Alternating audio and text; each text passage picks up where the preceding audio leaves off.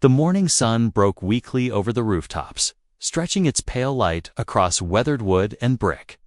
The town was quiet, though smoke was already rising from chimneys and the smell of bread drifted faintly from the small bakery on the corner. The year was 1887, and this village, tucked away at the edge of the countryside, had seen better days. The wooden sidewalks creaked under boots. The bell above the mercantile door rang when a rare customer entered, and horses tied to rails swished, their tails in the dust. People carried on with routine. But anyone looking closely would notice how tightly purses were held and how thin the children's jackets had grown. It was the sort of place where a coin could decide whether supper was eaten or missed. On this morning, she stood at the edge of the street, her fingers clutched around a small tin pail. Her boots were cracked at the heel, the laces uneven and knotted so many times that they looked like twine. Her dress had been washed so often the fabric had lost nearly all of its color, leaving only a faint reminder of blue. She didn't meet many eyes, for in this town a woman's lowered gaze was both habit and shield. She just needed coins for milk. That was all, nothing more, nothing less. And yet, even something as simple as milk seemed like asking the world. The storekeeper knew her by sight, but rarely by voice. She was not one of the ladies who visited with bright smiles and clean gloves. She had no chatter about church socials or needlework circles. She walked in when she had to, carrying the hush of someone used to being overlooked. Today, though, she lingered at the door longer than usual, watching as the bell above jingled for another customer inside. A tall man stood at the counter, his back straight as though carved from oak. His coat was worn, but carried the air of someone who once had better things. Beside him, gripping his hand with the stubborn certainty only children had, was a little girl. Her cheeks were pink from the morning chill, and the ribbons in her hair had slipped slightly loose. She was not shy in the way other children were. Her eyes moved with frank curiosity, catching on everything: the jars of penny candy, the barrels of flour, and finally, the woman at the door with the tin pail. The woman's stomach turned, as it always did when children stared too long. Children were honest, sometimes painfully so. And she feared the look that might come: a wrinkled nose, a whispered word about rags or dirt. But instead, the girl smiled. It was small, quick, like the flicker of a match, but it was there. The father didn't notice. He was speaking to the storekeeper, counting coins in a voice that carried a quiet firmness. Times had left their mark on him too, but he carried it differently, less like defeat, more like endurance. The woman at the door let her gaze fall to the floorboards, trying to decide if she dared to step inside or if she would wait until they left. Her pride said, wait. Her empty pail whispered otherwise. The bell gave a soft ring as another gust of wind pushed at the door. She stepped through, careful, as if afraid to disturb the air itself. The storekeeper looked up, his mouth forming the greeting he gave all customers. Ach! But she saw the pause that always came when his eyes landed on her. It was not cruel, not even unkind, but it was the pause of someone calculating what little business she might bring. She moved to the counter, standing a careful distance from the tall man and his daughter. She placed the pail down, fingers tracing its edge. Just milk, she murmured, though the words seemed too heavy for her tongue. The storekeeper nodded, reaching for the dipper, but the coins she laid on the wood were too few. 3 small pieces, dull with age, clinked like brittle bones. She had hoped the price might be lower, that perhaps Mercy was hiding behind the counter that morning. But the storekeeper's glance told her Mercy cost more than she carried. Before she could speak again, before she could gather the strength to ask for credit, she knew he would not grant. The little girl tugged at her father's sleeve. "Papa," she whispered loudly, the way children do when they mean to whisper but can't quite manage it. "I like her better than all the ladies." The woman froze. The father blinked, lowering his gaze to his daughter as though unsure he'd heard correctly. The storekeeper raised his brows, half amused, half confused. And the girl, her ribbons slipping lower, grinned at the woman with unshaken warmth, as if she had just announced a secret worth sharing with the whole town. No one spoke for a moment. The air seemed to hold its breath, the bell above the door swaying on a chain as though it too waited to hear what would happen next. The woman's cheeks burned, not from shame, but from something she hadn't felt in years, a strange and fragile spark of being seen. She reached for her coins, ready to gather them back before the weight of silence grew unbearable. But the father placed his hand gently over hers, stopping her. His palm was warm, rough with work, steady in a way hers had not felt in so long. His eyes searched her face, guarded but not cold, as if the words of his daughter had loosened something locked tight within him. And yet, before anything could be said, the storekeeper cleared his throat and broke the spell. "Well now," he muttered, pouring the milk anyway, though his gaze shifted quickly between them. "Times are tight for everyone. Let's see what can be done." The woman's breath caught. She didn't know if the milk was being poured for her sake, or because the man beside her had silently willed it so. She didn't know if the kindness of a child's whisper could really bend the rules of coins and credit. All she knew was that the pail was filling and her heart was racing, and the moment felt like the edge of something she could not yet name. Outside, the town carried on as always, the blacksmith's hammer striking, the wagon wheels rolling, the church bell in the distance marking the hour. But inside the store, everything had shifted, if only by the smallest measure. She lifted her eyes once more, meeting the gaze of the man whose daughter had spoken what no one else ever dared. The milk dripped steady into the pail, but the air between them was charged, unfinished, holding more questions than answers. And, as the little girl hummed softly to herself, swinging her feet against the counter, the woman knew her life might never be the same again. The storekeeper set down the dipper, the last drop of milk echoing against the tin, and for a breathless moment, no one moved. The sound of the milk filling the tin pail seemed louder than it should have been, almost like a clock ticking in a silent room. She held the handle tightly, trying not to let her hands shake, though her body felt as though it might give way beneath her.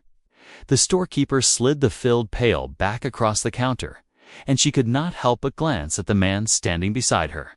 His hand had lifted from hers, but she could still feel the echo of it, rough and steady. It was strange how something so small, so ordinary, could leave a mark that lingered in her chest like the warmth of a hearth fire. The little girl was still watching her, eyes wide, face open with the unguarded honesty of youth. The woman could hardly breathe under such a gaze. To be looked at without judgment, without the usual whisper of pity or scorn, was something she had not known for longer than she cared to count. It unsettled her as much as it steadied her, leaving her torn between wanting to flee and wanting to stay rooted right where she stood. The father cleared his throat softly, as though trying to find words. But before he could speak, the storekeeper interrupted with his usual briskness, tallying the purchases and snapping the coins into the drawer. The bell above the door jangled as another customer entered, and the moment slipped away like water. Through cupped hands, a woman lowered her eyes, lifted her pail, and made for the door before she betrayed too much of the stir in her chest. The street outside was brighter now, filled with the clatter of wagons and the shuffle of boots against wood planks. She stepped carefully, her pail swinging lightly at her side, and let the cool air bite her cheeks. She told herself it was only milk, only kindness born from a child's sudden fancy. And yet her thoughts circled back, stubborn and restless, to the weight of his hand over hers. She tried to dismiss it, but the feeling remained. She lived at the edge of the village, in a weather-beaten cottage that leaned slightly as though bowing to the years. The roof had missing shingles, The shutters hung uneven, and the path leading up to the door was more mud than stone. It was not much, but it was all she had left. Once, long ago, she had dreamed of Mara House filled with warmth and voices, laughter spilling out into the yard. But dreams had a way of thinning like old fabric until nothing remained but the memory of color. Inside, the cottage was neat, though sparse. A small fire smoldered in the hearth, casting a dim light on the patched quilt folded neatly at the foot of her bed. She set the milk down, poured some into a tin cup, and sipped slowly. It was thin comfort, but comfort all the same. As she drank, she thought of the little girl's words. How boldly they had been spoken. "I like her better than all the ladies." The phrase echoed like a hymn in her mind, warming her in ways the fire could not. The girl's father she could not place him. He was not one of the long-rooted families of the village, not a name tied to the church or the town council. There was something about him that spoke of movement, of someone who had known places. Beyond these dusty streets, his eyes had carried a quiet weight, and his coat, though worn, hinted at a man who had once lived differently. What had brought him here, to this forgotten village at the edge of the fields? Why did his presence feel both out of place and somehow fitting, as if the town had been waiting for him without knowing it? Days passed, and yet the memory lingered. She found herself listening for the sound of the store's bell when she walked past, wondering if she might see the little girl again. She scolded herself for it, for hoping, when hope had so often left her hollow. Still, it was there, stubborn as weeds that grew through cracks in stone. The village, meanwhile, carried on, as it always did. Men gathered outside the blacksmith shop to trade words about weather and work. Women exchanged news along the path to church, their voices low, their eyes quick to glance and judge. Children ran barefoot through the dust, their laughter rising above the clatter of wagon wheels. And yet beneath it all lay a thread of weariness, as though the town itself was tired. Harvests had been leaner, winters longer, and more than one family had packed wagons and left without looking back. She noticed, in her quiet way, how the man and his daughter began to appear more often, sometimes at the bakery, sometimes sometimes walking along the road as if measuring the land with each step. The girl always carried that same spark, quick to wave or smile, unbothered by the way others looked. The man, though reserved, carried himself with a steadiness that made people pause, even if they didn't know why. Once, while she was returning from the well with her bucket, the girl ran past her, ribbons bouncing, only to turn back and press a wildflower into her hand. "It's for you," the child said simply, before darting back to her father. The woman stood frozen, staring at the small bloom, her chest aching with a tenderness she had not allowed herself in years. That night, as she placed the flower in a chipped jar beside her bed, she wondered what the child saw in her. Certainly not beauty, for the mirror had long ago reminded her of how time and hardship marked the face. Certainly not fine clothes or gentle manners, for she had neither. Perhaps it was something else, something she had forgotten how to see in herself. But whispers in a small village were quick to grow, and it wasn't long before she noticed how certain eyes lingered longer, how voices quieted when she passed. People noticed the girl's fondness, the man's occasional glance, and they began to weave their own stories. Some whispered of kindness, others of foolishness. In places like this, where little ever changed, even the smallest shift was enough to set tongues wagging. The woman tried to ignore it, but she could feel the weight of those whispers pressing against her whenever she walked through town. She had carried heavier burdens, she reminded herself. Yet this was different. This was not about survival, it was about being seen. And being seen was far more dangerous than being forgotten. One evening, as the sun bled into the horizon, she found herself walking along the edge of the fields. The air smelled of earth and hay. the sound of crickets rising in the tall grass. She saw him there, mending a fence post while the girl gathered wildflowers nearby. She thought to turn back, to retreat before he noticed, but the girl's voice rang out bright and clear. "Papa, there she is." The man looked up, his hands resting on the wood, and for a moment their eyes met across the field. It was not a long look, but it held something steady, something she could not name. She lifted a hand in the barest of gestures, unsure if it was greeting or apology, before lowering her gaze and moving on. Her heart beat hard in her chest, louder. Then the crickets, louder than the evening wind. That night she lay awake, staring at the ceiling beams, her mind turning restlessly. She thought of the girl's smile, of the man's steady eyes, of the way the village seemed to hum with questions she could not answer. She did not know what path she stood upon, only that she was on the edge of something, whether good or ill. She could not yet say. The days grew shorter, the nights colder. Autumn crept over the village, painting the trees and fire before stripping them bare. She kept to her routines, fetching water, mending clothes, tending the small garden that barely yielded enough to matter. But even as she clung to the ordinary, the pull of change pressed against her, quiet but insistent, and always. In the back of her mind lingered the sound of that child's voice in the store, bold and sure. "I like her better than all the ladies." It was not just a phrase now. It was a thread pulling her forward into places she had long since closed within herself.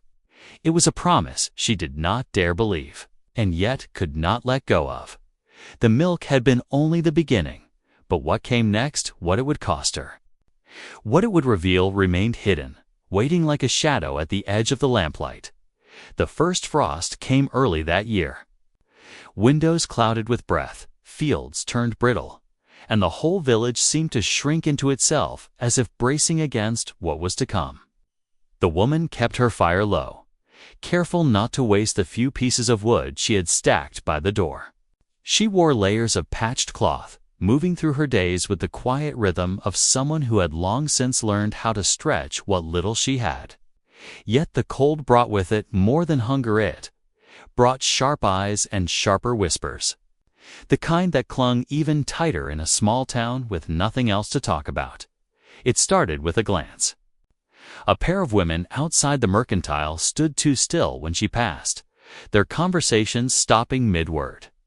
One leaned toward the other, muttering just low enough that the words could not be caught but high enough to sting. Another day, she noticed a man from the council watching her as she fetched water from the well, his brows drawn as if he were weighing her place among them. She tried to ignore it, as she had ignored so many things before.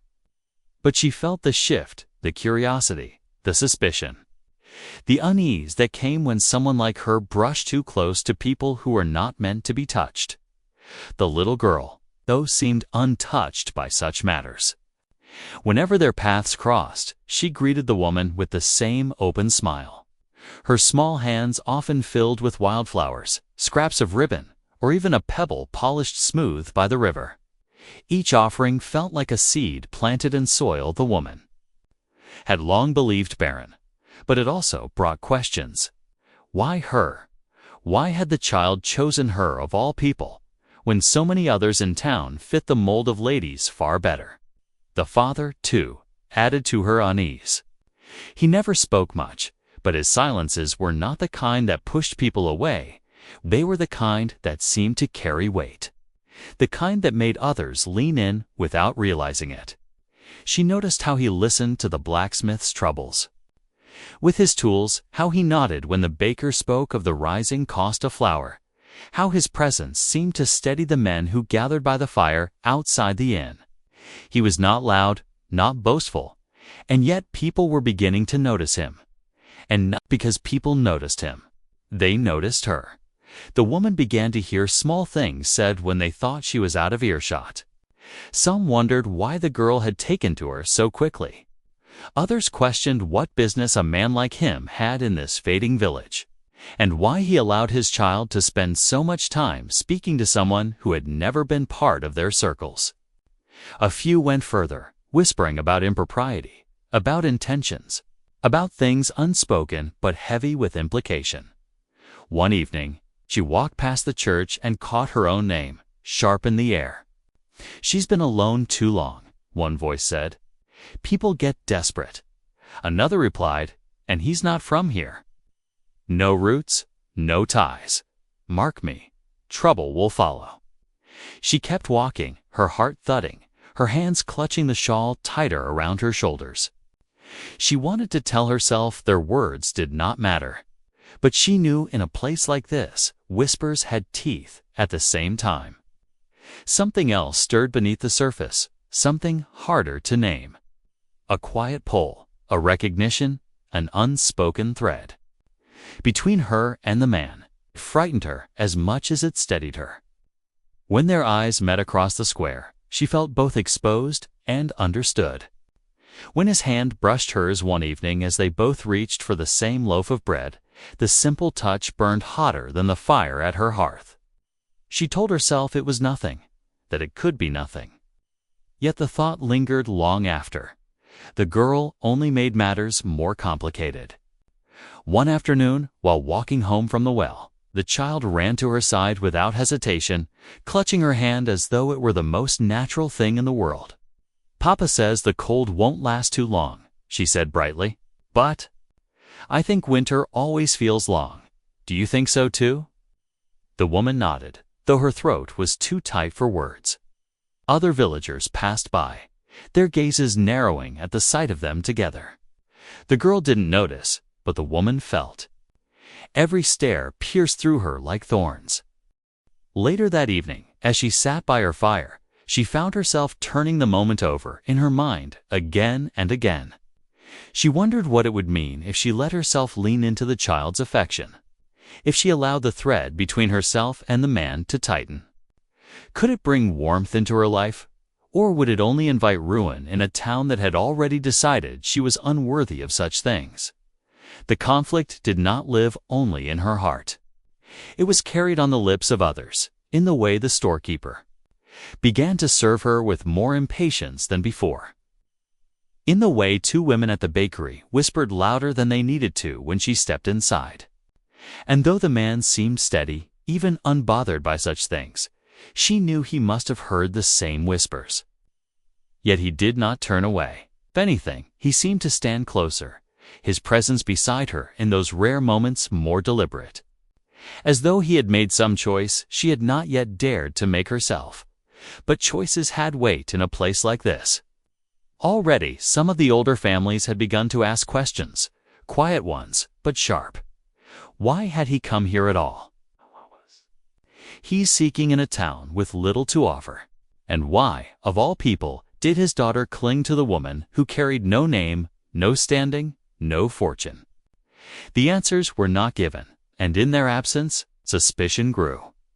The woman felt it pressing closer each day, even as her heart leaned more toward the warmth she had begun to glimpse. She wanted to guard herself, to retreat into the safety of solitude, but the child's laughter, the man's steady gaze, the faint stirrings of something long buried would not allow her to. And that frightened her more than hunger, more than winter, more than the cold eyes of the village. One night, as the wind howled against the shutters, she lay awake and thought of all the paths before her. To remain distant was safer, but emptier. To draw nearer was dangerous, but alive. She did not know which path she would take, nor which would be forced upon her by the will of others. She only knew that the conflict had already begun, that she was no longer invisible, and that the child's simple words had set something in motion that could not easily be undone. And so she waited, caught between fear and longing, knowing the village was watching, knowing change was coming, and knowing that when it arrived, it would not come gently. Winter pressed down hard. The kind of winter that made even the strongest men walk slower, and the children huddle near the fire instead of chasing each other through the streets. The snow came heavy, blanketing the crooked rooftops and muffling the sound of wagon wheels until the town seemed wrapped in silence. Smoke curled from chimneys in thin lines, drifting into the pale sky, and the frozen river gleamed like a strip of glass cutting through the land. Life shrank inward, each family guarding what food and warmth they could gather.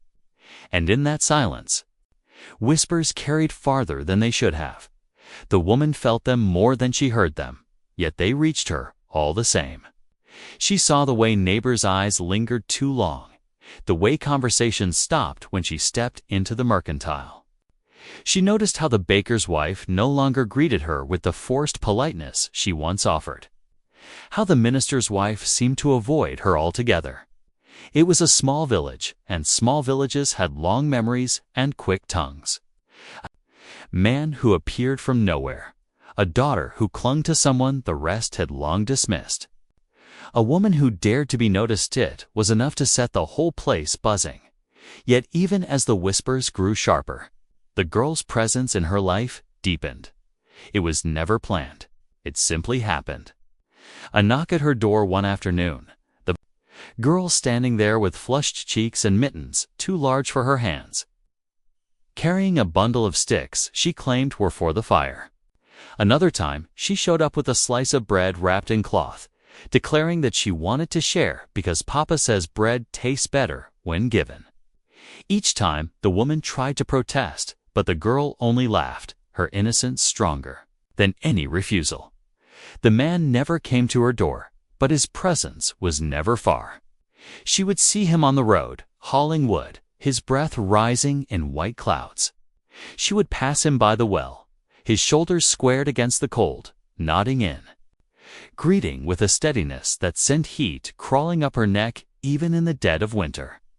Their conversations were brief, often nothing more than shared remarks about the weather or the stubbornness of the frost. But beneath those simple words lay something heavier, unspoken, undeniable. It was in the way his eyes lingered a second, longer than they should. In the way her heart quickened despite herself. The conflict grew louder in her mind with each passing day. The village's disapproval on one side, the fragile thread of connection on the other. She had lived so long with emptiness that the thought of reaching for more felt like theft, as though she had no right to it. And yet, the more she tried to push it aside, the stronger it pulled her back. It all came to a head one Sunday. The church bells rang clear through the frozen air, calling the villagers to gather. She rarely went, knowing how eyes followed her even in prayer.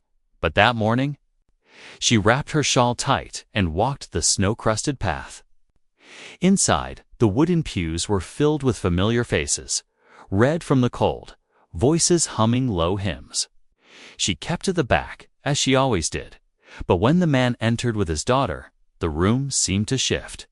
The girl tugged him down the aisle, her ribbons bouncing, and as they passed, she turned her head, smiling at the woman with a joy unhid. It was a smile too bright to go unnoticed. The women in the pew ahead stiffened. A man near the front leaned to whisper into his wife's ear. The minister's voice faltered for half a second before pressing on. And the woman, though she tried to keep her gaze fixed on the floorboards, felt the weight of every eye, every thought that filled the silence between hymns. Afterward, as people spilled out onto the snow-packed steps, she lingered at the edge, waiting for the crowd to thin. The girl, however, was quicker. She darted over, taking her hand boldly. "Did you like the hymn? Papa says it's the best one." The child's voice was bright against the cold air, and the woman's cheeks burned as she felt the stares land on them like blows. She squeezed the small hand gently before letting go, her voice quiet. It was beautiful. The father approached then, his face calm, but his eyes shadowed with something deeper. "Come on," he said softly to his daughter, resting a hand on her shoulder. He gave the woman a single look, steady, unreadable, before turning away. But that look carried weight, and she felt it long after he disappeared down the path. That evening, 2 women knocked on her door. They were polite enough, their smiles thin, their words measured. They spoke of the child's fondness, of how people had begun to talk, of how it might be wiser if she kept her distance. "Children don't understand," one of them said with a tilt of her head, as though speaking to someone too simple to grasp the obvious. "It's best not to confuse them." The woman stood there, hands folded, nodding faintly. Though inside her chest, the words sparked something closer to fire than shame. When they left, she shut the door and leaned against it, her breath shaking. The village had drawn its line, and now she was caught on the wrong side of it. The days that followed only sharpened the divide. The storekeeper, once merely indifferent, now served her with a sigh, his eyes darting past her as if she were invisible. A group of boys laughed too loudly when she walked by, mimicking the way the girl held her hand. Even the blacksmith, who had always nodded in greeting, now avoided her gaze. Only the girl remained unchanged, her affection unshaken, her laughter ringing as true as ever. And the father, he remained steady, but she saw the strain in his shoulders, the way he seemed more watchful, more guarded. The tension built, coiling tighter with each passing week, until it felt like the whole town was holding its breath.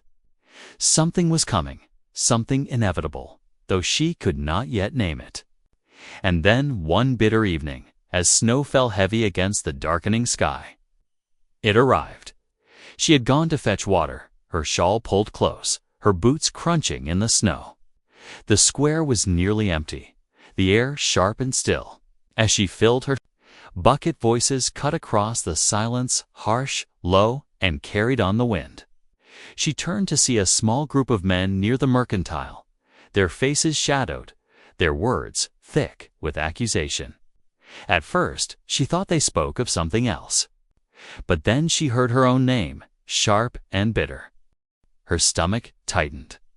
She gripped the bucket, forcing herself not to move too quickly, not to draw more attention. But before she could retreat, one of the men stepped forward, his voice louder now. "Strange how he comes to this town and already finds comfort where he shouldn't. Strange how his child takes to someone who's got no business raising eyes above her place." The others muttered in agreement, their words twisting tighter around her. She felt the heat rise in her face, the shame she had carried for so long pressing heavy against her chest. But before she could speak, another voice cut through the night, calm, firm, unmistakable. The man had stepped forward, his daughter's small hand clasped in his. He met the eyes of those gathered without flinching, his breath rising in steady clouds against the cold. "Say what you will of me," he said, his voice carrying across the square, "but you'll leave her be." The men shifted, uncertain for a moment, but their anger simmered still. One spat into the snow, muttering about outsiders and shame. Another shook his head, muttering about the child. The tension hung heavy, as if the air itself might split. The woman stood frozen, her bucket heavy in her hands, her heart pounding in her throat. She felt every eye, every word, every unspoken threat. The girl clung tighter to her father's hand, her wide eyes darting from face to face. And in that charged silence, the woman knew they had reached the edge of something that could not be. Turned back, snowflakes swirled through the lamplight. The square hushed but for the sound of their breath. The men stood waiting, the father stood firm. The girl's gaze burned with frightened trust, and she caught between fear and longings, to trembling. Knowing the night would not end without changing everything, the conflict that had been building for so long had finally reached its breaking point, and though no one yet moved, though no blow had yet been struck, the moment trembled like glass about to shatter. The square held its breath. Snowflakes spun in the glow of the lamplight, landing soft and silent on coats and shoulders. The men glared, shifting their weight, muttering among themselves. The father's figure stood firm, his hand around his daughter's small fingers, his voice still echoing in the woman's ears. "Say what you will of me, but you'll leave her be." It was the kind of statement that settled into the bones of everyone present, daring them to push against it. No one did. Not then. The men's eyes slid away one by one, their anger collapsing into grumbles. The boldest of them spat into the snow, shaking his head as if to dismiss it all. "Outsiders don't last here," he muttered, before turning toward the mercantile. The others followed, their boots crunching against the frozen ground, leaving behind only a few echoes of bitterness. The square emptied, the night reclaiming its stillness. The woman remained rooted, her bucket heavy at her side, her breath shallow. The father looked at her once, his expression steady but unreadable, then guided his daughter down the path without another word. She wanted to call out, to say something, anything, but her throat closed, leaving her silent. She watched their forms fade into the darkness until only the glow of lamplight on snow remained. That night she sat by her hearth with the bucket of water untouched. The fire hissed and cracked, but her mind replayed the scene over and over. The men's voices, the father's words, the girl's wide-eyed trust, it all tangled inside her. For the first time in years, she felt not invisible, but exposed, seen by more than she ever wished to be. And though the confrontation had ended without violence, she knew it was not finished. Whispers traveled faster than snowmelt, and by morning, the whole village would know, and they did. The following days were thick with silence. Fewer people spoke to her at the store. The baker's wife turned her back outright, and the storekeeper's impatience sharpened into open disdain. Yet beneath the scorn was something else: hesitation. The men in the square had expected him to back down, expected her to wilt beneath the weight of their stares. Instead, he had stood firm, and she had not fled. The certainty they once held now faltered. The girl, of course, noticed none of it. She appeared at the woman's door 2 mornings later, carrying a small basket of apples. "Papa says we have more than we can keep," she explained, placing them carefully on the table. Her cheeks glowed with cold, her ribbons crooked as ever. "I told him you'd like them."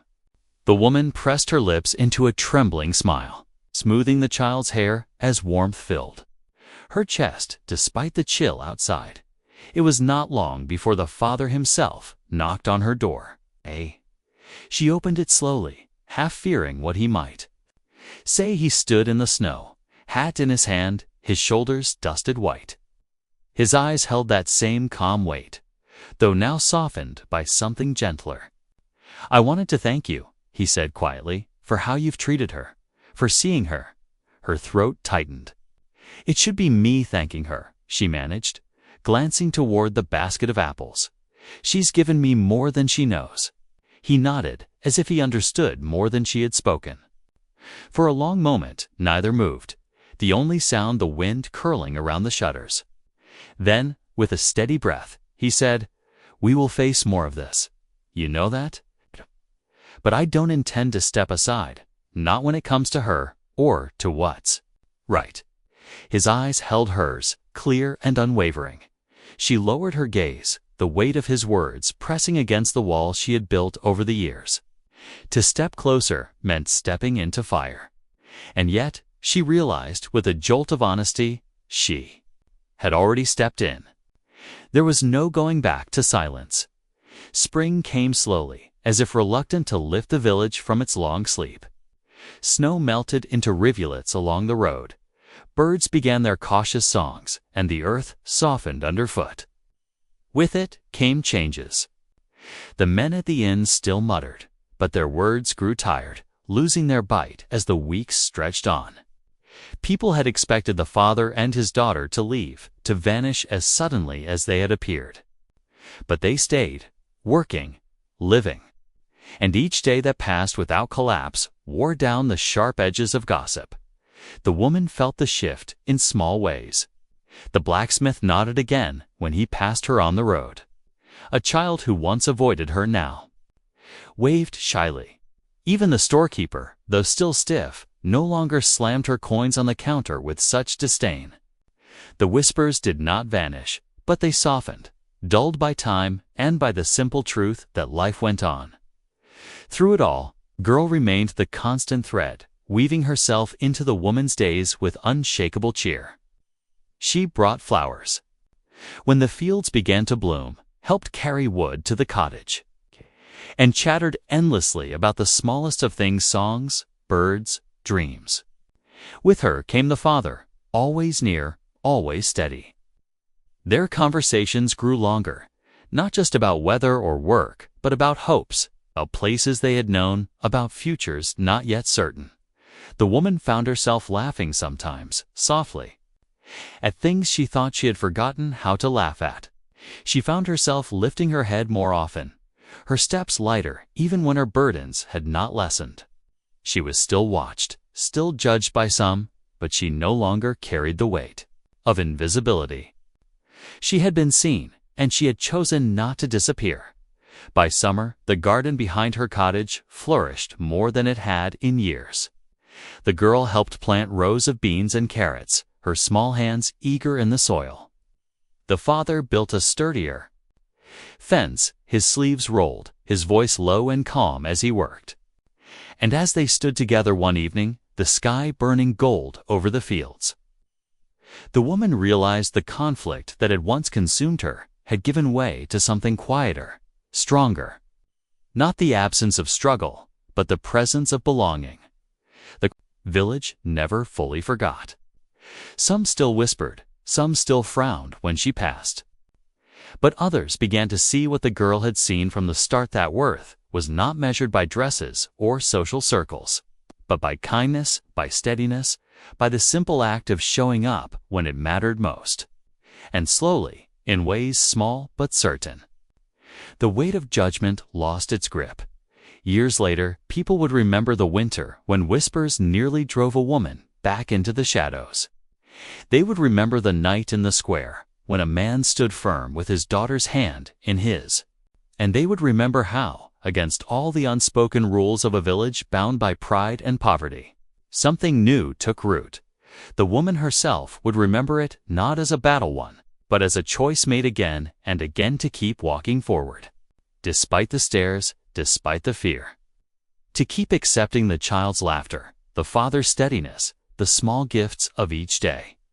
And she would remember the moment in the mercantile when it all began, when a little girl whispered boldly, "I like her better than all the ladies." It had seemed like nothing then, just a child's words, but it was the spark that lit a fire. The thread that tied together 3 lives in a village that had long forgotten how to see beyond its own narrow gaze. And in the end, that was enough. Enough to change her life. Enough to soften a hard place into something almost tender. Enough to prove that even in the harshest of winters, warmth could be found sometimes in the smallest of voices, sometimes in the simplest of words, and sometimes in the quiet, steady courage to believe them.